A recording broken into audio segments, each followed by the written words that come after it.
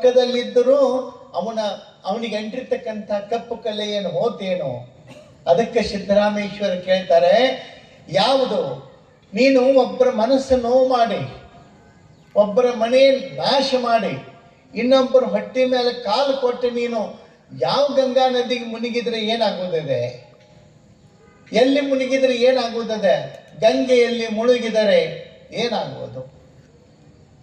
ಚಂದ್ರನು ಗಂಗೆಯ ತಡದಲ್ಲಿದ್ದರೇನು ಕಲಂಕ ತಪ್ಪಿದೆ.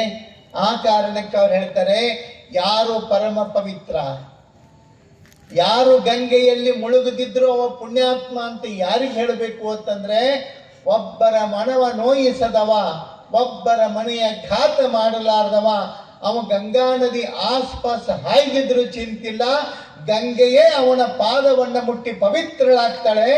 ಯಾರ ಮನಸ್ಸು ಪವಿತ್ರದ, ಯಾರ ಮನಸ್ಸು ಸ್ವಚ್ಛದ. ಇನ್ನೊಬ್ಬರಿಗೆ ನಾನೊಂದು ಮಾತು ಹೇಳ್ತೀನಿ, ನಿಮಗೆ ನಾನು ಹಂಗೆ ಹೇಳ್ತೇನೆ ಅಂತ ತಪ್ಪು ತಿಳ್ಕೊಬೇಡ್ರಿ, ಅನ್ಯತಾ ಅರ್ಥ ಮಾಡ್ಕೋಬೇಡ್ರಿ. ಏನು ನಿಮಗೆ ಇನ್ನೊಬ್ಬರಿಗೆ ಚಲೋ ಮಾಡಕ್ ಆಗಲಿಲ್ಲ ಅಂದ್ರೆ ಬಿಡ್ರಿ, ಏನು ಅಂತ ದೊಡ್ಡ ಏನಿದಿಲ್ಲ. ಇನ್ನೊಬ್ಬರಿಗೆ ಚಲೋ ಮಾಡಕ್ ಸಾಧ್ಯ ಇದ್ರೆ ಮಾಡ್ರಿ, ಮಾಡಕ್ ಆಗಲಿಲ್ಲ ಅಂದ್ರೆ ಏನೂ ತಪ್ಪಿಲ್ಲ. ಆದ್ರೆ ಒಂದು ಎಚ್ಚರಿಕೆ ವಹಿಸ್ಬೇಕು, ನಮ್ಮ ಕೈಯಾರೆ ಇನ್ನೊಬ್ಬರಿಗೆ ಕೆಟ್ಟದ್ದು ಆಗಲಾರ್ದಂಗೆ ನಡ್ಕೊಂಡಿವಿ ಅಂದ್ರೆ ಸಾಕು. ನಮ್ಮಷ್ಟು ಚಲೋ, ನಮ್ಮಷ್ಟು ಒಳ್ಳೆಯವರು ಬೇರೆ ಯಾರೂ ಇಲ್ಲ. ಭಾಳ ಚಲೋ.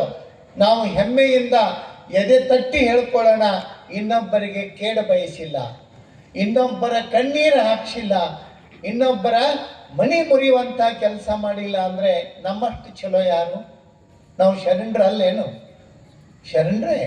ಇನ್ನೊಬ್ಬರಿಗೆ ಕೇಡು ಮಾಡದಿದ್ರೆ ಸಾಕು, ನಾವು ಶರಣರೇ. ಮತ್ತು ನಾನು ಉಪಕಾರ ಮಾಡಬೇಡ್ರಿ ಅಂತ ಹೇಳೇನಂತ ಹೇಳೋದನ್ನ ಹಂಗೆ ತಿಳ್ಕೊಂಡು ಬಿಟ್ಬಿಟ್ಟಿರ್. ಮತ್ತೆ ನಾನು ಆ ಅರ್ಥದೊಳಗೆ ಹೇಳಲಿಲ್ಲ. ನೀವು ಮಾಡದಿದ್ರೂ ಪರವಾಗಿಲ್ಲ, ನಡೀತದ, ತಪ್ಪಲ್ಲ. ಆದ್ರೆ ಇನ್ನೊಬ್ಬರಿಗೆ ನೋವು ಮಾಡದಿದ್ರೆ ಸಾಕು, ನಾವು ಬಹಳ ಒಳ್ಳೆಯವರಂತ ಹೇಳಿ ಹೆಮ್ಮೆಯಿಂದ ಹೇಳ್ಕೋಣ. ಶರಣ ಪರಂಪರೆಯ ವಾರಸುದಾರರು, ಬಸವಣ್ಣನ ಬಳ್ಳಿಯೊಳಗೆ ಅರಳಿದ ಹೂಗಳು ನಾವು ಅಂತ ಹೇಳಿ ಹೆಮ್ಮೆಯಿಂದ ಎದೆ ತಟ್ಟಿ ಹೇಳ್ಕೊಳ್ಳುವಷ್ಟು ನೈತಿಕತೆ ನಮಗೆ ಮಾಡ್ತವೆ. ಸಾಕಲ್ರಿ? ಏನ್ ಬೇಕಾಗಿದೆ? ಏನ್ ಬೇಕಾಗಿದೆ ಜೀವನದೊಳಗೆ? ಎಲ್ಲ ಮಕ್ಕಳನ್ನ ನೋಡಿದಾಗ ಆ ಮಕ್ಕಳ ಮುಖದೊಳಗ ನಮ್ಮ ಮಕ್ಕಳ ಭಾವ ಕಾಣ್ಬೇಕು. ಯಾವುದೇ ಮಕ್ಕಳನ್ನ ನೋಡ್ರಿ ನೀವು, ನಿಮ್ಮ ಮನೆಯ ಮಗುನ್ನ ನೋಡಿದಂಗೆ ಆಗ್ಬೇಕು. ಅಂದ್ರೆ ನೀವು ನಿಮ್ಮ ಮನಸ್ಸು ಪರಿವರ್ತನೆ ಆಗ್ಯದ, ನೀವು ಒಳ್ಳೆಯವರಾಗಿರಿ ಅಂತ